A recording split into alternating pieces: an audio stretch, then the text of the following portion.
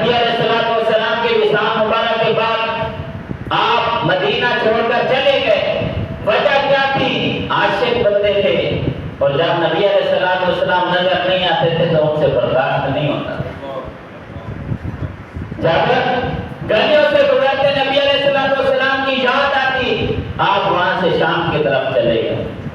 ایک رات نبی علیہ السلام خواب میں تشریف لاتے ہیں، فرماتے ہیں یہ کیا جفا کشی ہے، آپ ہماری زیارت کو نہیں آتے. یہ کیا جفا کشی ہے کہ آپ ہماری زیارت کو نہیں آتے.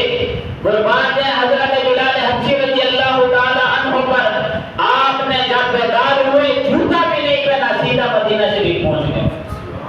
مدینہ پہنچ کر نبی علیہ السلام کے روضہ پر حاضری دی اور حاضری قبر شریف پر آپ نے اپنا سر مبارک رکھ کر دی.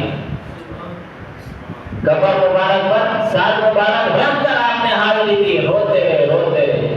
جب مدینہ والا کو پتہ چلا، صحابہ کرام نے، حضرت عمر فاروق کا دور تھا، صحابہ کرام نے فرمائش کی ہے عمر فاروق آپ ان سے کہیے کہ ایک من اذان تو سنا ہے. وہی اذان جو نبی علیہ السلام کے دور میں دی جاتی تھی، حضرت عمر فاروق نے حضرت بلال سے فرمایا کہ آپ اذان سنا دیجئے. حضرت بلال حبشی رضی اللہ تعالی عنہ کرتے ہیں اے امیر المؤمنین مجھ سے یہ نہیں ہوگا. پہلے تو آپ اذان دیتے تھے کسی کا رخ مبارک دیکھ کر، اب وہ رخ ہی نہیں ہے تو مجھ سے یہ اذان نہیں دی جاتی. تو حضرت عمر فاروق آپ کی وسیلہ کے قائل تھے، وسیلہ کے قائل تھے. آپ نے فوراً حضرت امام حسن امام حسین کو پکڑا اور حضرت بلال کے پاس لے گئے اور ان سے کہلوایا کہ آپ انہیں حکم دیجئے کہ آپ اذان سنائیں. جب حضرت امام حسن اور امام حسین علیہ السلام نے حکم فرمایا، اب تو نہ نہیں کر سکتے تھے، اب تو نہ نہیں بنتی تھی. آپ چھت پر چڑھ کے اذان شروع کی. جب پہنچے نا اشہد ان محمد رسول اللہ، فوراً بے ہوش ہو گئے. بس کھا کر گر پڑے. وہ گلیاں روٹیاں نے جدروں کی ساڈا جال گیا، وہ آپ دے غمان دا مارا سی سانو بھی نال مار گیا. یہ صحابہ کرام اتنی عزت کرتے تھے امام حسن امام حسین علیہ السلام. اور بھی بہت سی باتیں ہیں لیکن آخر میں اللہ تعالیٰ نے قرآن مجید فرقان حمید میں ارشاد فرمایا وَلَا تَحْسَبَنَّ الَّذِينَ قُتِلُوا فِي سَبِيلِ اللَّهِ أَمْوَاتًا. اللہ تعالیٰ نے فرمایا جو لوگ اللہ تعالیٰ کے راستے میں شہید کر دیے جائیں ان کو مردہ خیال بھی نہیں کرنا.